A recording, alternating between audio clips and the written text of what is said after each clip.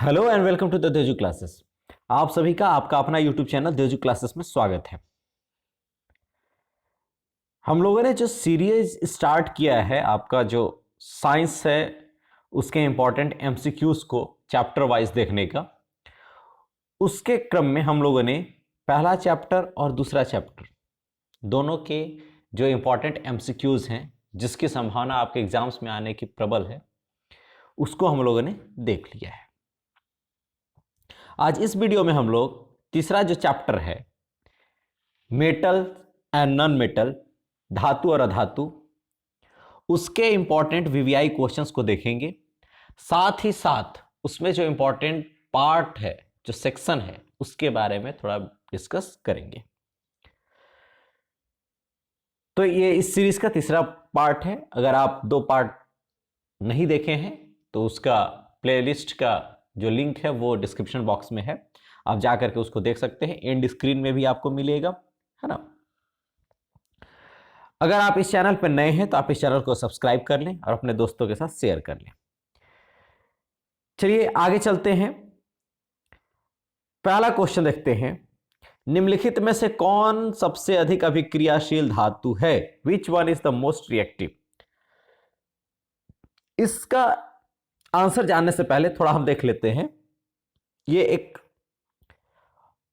Ascending order में इसको arrange किया गया है। सबसे अभिक्रियाशील, मोस्ट रिएक्टिव जो एलिमेंट है वो कौन है? पोटेशियम। सबसे ज्यादा रिएक्टिव कौन है? पोटेशियम। पोटेशियम के बाद सोडियम, सोडियम के बाद कैल्शियम, कैल्शियम के बाद मैग्नीशियम, मैग्नीशियम के बाद अल्युमिनियम, अल्युमिनियम के बाद zinc, iron, lead, hydrogen, copper, mercury, silver, gold.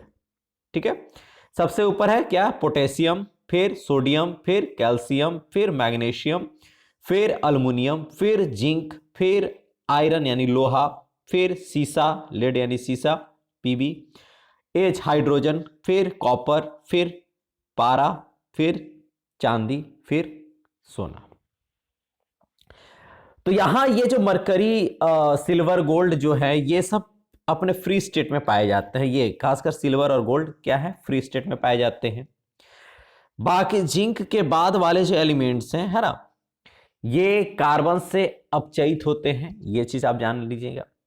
और बाकी ऊपर वाले जो है वो इलेक्ट्रोलाइटिक रिफाइनिंग होता है, इलेक्ट्रोलाइसिस होता है। अच्छा, दूसरा इस टेबल से और क्या हम लोग देख सकते हैं? दूसरा चीज यह देख सकते हैं कि पोटेशियम जो है वो किसी को भी रिप्लेस कर सकता है, सबको रिप्लेस कर देगा।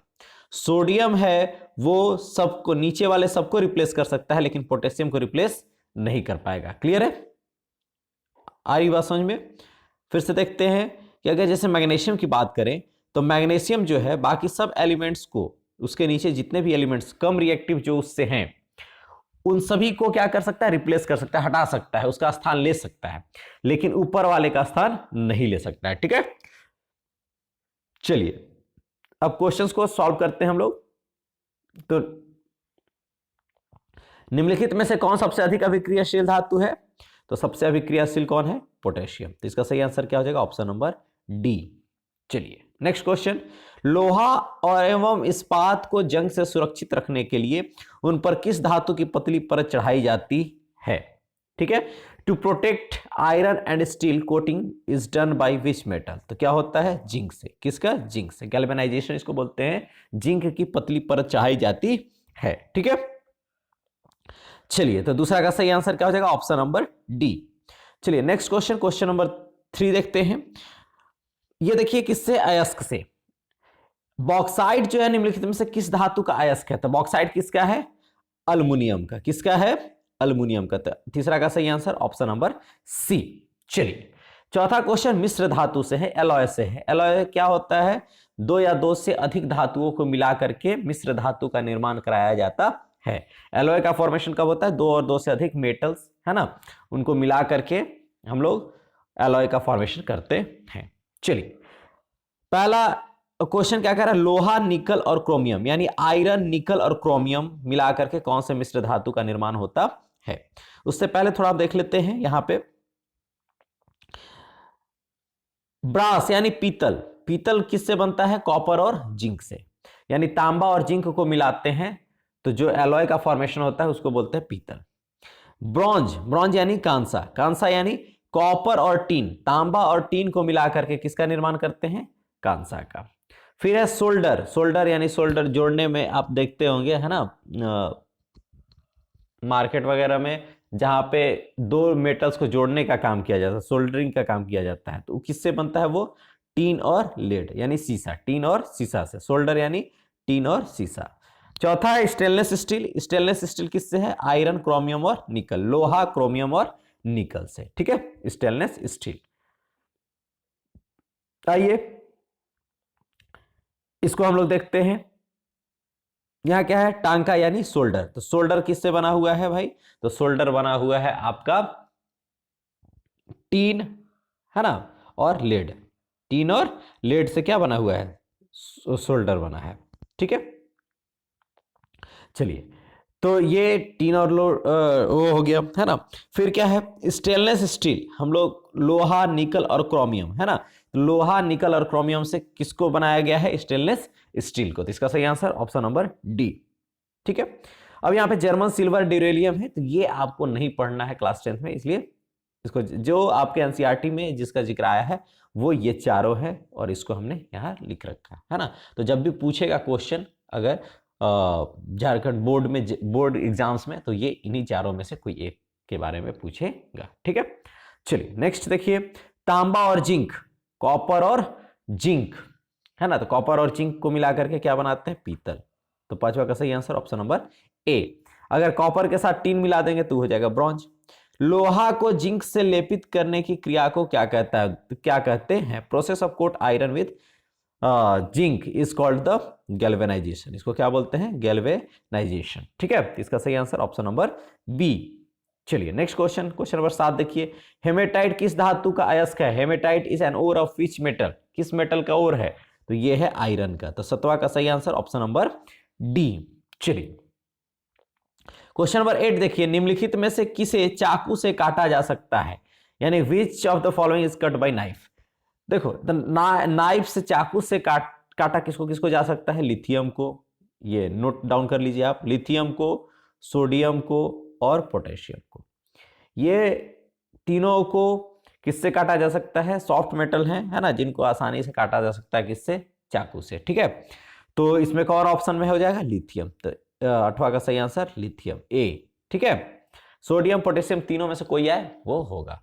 ये अधिक ज्वलनशील, अधिक अभिक्रियाशील भी होते हैं है ना, ये ऑक्सीजन के साथ तुरंत अभिक्रिया कर लेते हैं, इसलिए इनको केरोसिन में भी डुबा करके रखा जाता है। चलिए नेक्स्ट देखिए, विद्युत बल्ब का तंतु किस धातु का बना होता है, the filament of electric bulb is made up of which metal, तो किससे बना होता है, टंगस्टन से, ठीक है। अगर पूछ दे हीटर है ना, वाटर हीटर या कोई भी विंटर सीजन में जो हीटर का यूज करते हैं है ना, रूम हीटर, वो किससे बना होता है, तो वो बना होता है नाइक्रोम से, किससे बना होता है, नाइक्रोम से, ठीक है। यानी नाइक्रोम क्या है, एक एलॉय है, किससे, निकल का और क्रोमियम का। और यहां पे क्या है, जो तंतु है किसका, बल्ब का, वो किससे बना होता है, टंगस्टन का, तो 9वां का सही आंसर ऑप्शन नंबर बी। चलिए क्वेश्चन नंबर 10 देखिए, कौन सी अधातु कमरे के ताप पर द्रव अवस्था में रहती है। मोस्टली जो अधातु होते हैं वो क्या होता है, गैसियस स्टेट में होते हैं, गैस की अवस्था में होती है, लेकिन एक धातु ऐसा है जो कि किस अवस्था में रहता है, द्रव अवस्था में, वो होता है ब्रोमीन। इसका 10वां का सही आंसर क्या हो जाएगा, ऑप्शन नंबर ए ब्रोमीन, ठीक है। अगर आपसे पूछा जाएगा कि लश्चरस कौन होता है, चमकीला ज्यादा कौन होता है, तो आयोडीन, ठीक है। चलिए तो 10वां का सही answer option number A bromine. Next question देखते हैं, निम्नलिखित में से किस धातु को केरोसिन में डुबा करके रखा जाता है, हमने पहले ही बताया पोटेशियम और सोडियम को, तो इसमें से सही आंसर क्या हो जाएगा, ऑप्शन नंबर बी सोडियम, ठीक है। नेक्स्ट देखिए, निम्नलिखित में से किस धातु पर वायु का प्रभाव नहीं पड़ता है, which metal is unaffected by the oxygen, तो इसका सही आंसर क्या हो जाएगा, ऑप्शन नंबर ए यानी सोना, ये फ्री स्टेट में रहता है ना। तो कौन सा है जो कि अनअफेक्टेड रहता है ऑक्सीजन से, हवा से अनअफेक्टेड रहता है, हवा का कोई प्रभाव नहीं पड़ता है उस पर, तो वो है गोल्ड यानी सोना। चलिए क्वेश्चन नंबर 13 देखिए, इनमें से किस धातु का विस्थापन कर उसके लवण के विलयन में लोहा द्वारा होता है? तो लोहा के द्वारा किसका होगा? जो उसके नीचे होगा, है ना। तो हमको पता है potassium, sodium, calcium, magnesium, aluminium, है ना, जिंक, आयरन, लीड, फिर हाइड्रोजन, कॉपर। यानी कॉपर जो होते हैं वो कम अभिक्रियाशील होते हैं, किससे? आयरन से। तो क्या होगा? आयरन इसको रिप्लेस कर देगा, है ना। बाकी सब उससे क्या होते हैं? ज्यादा होते हैं अभिक्रियाशील में, इसलिए उनको वो रिप्लेस नहीं कर पाएगा, विस्थापित नहीं कर पाएगा। तो 13 का सही आंसर क्या हो जाएगा? ऑप्शन नंबर सी, सी यानी कॉपर। ठीक है, नेक्स्ट क्वेश्चन देखिए, निम्नलिखित में से कौन सी धातु साधारण ताप पर द्रव रूप में पाई जाती है? तो कौन सी धातु है जो द्रव रूप में? धातु जो होते हैं मोस्टली क्या होते हैं? सॉलिड होते हैं ना। तो एक मरकरी है जो कि क्या होता है, किस में पाया जाता है? ये रूम टेम्परेचर पर लिक्विड में स्टेट में पाया जाता है। तो 14 का सही आंसर क्या हो जाएगा? Option number C. ठीक है, कुछ ध्यान रखिए, जितने भी नॉन मेटल्स होते हैं वो नॉन कंडक्टर होते हैं, है ना, कुचालक होते हैं, लेकिन किसको छोड़ करके? ग्रेफाइट को छोड़ करके। ग्रेफाइट क्या है? कार्बन का ही एक रूप है ना। तो ग्रेफाइट को छोड़ करके बाकी सारे नॉन मेटल्स जो होते हैं वो विद्युत के कुचालक होते हैं। तो ग्रेफाइट एक्सेप्शन हो गया, है ना।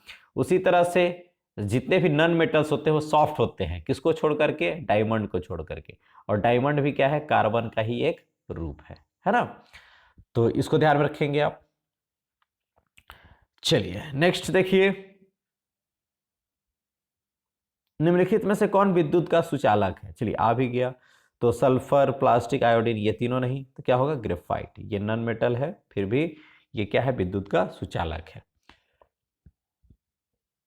क्वेश्चन नंबर 16 देखिए, निम्नलिखित में से कौन दो इलेक्ट्रॉन खोकर आर्गन जैसी अस्थायी इलेक्ट्रॉनिक विन्यास प्राप्त कर सकता है?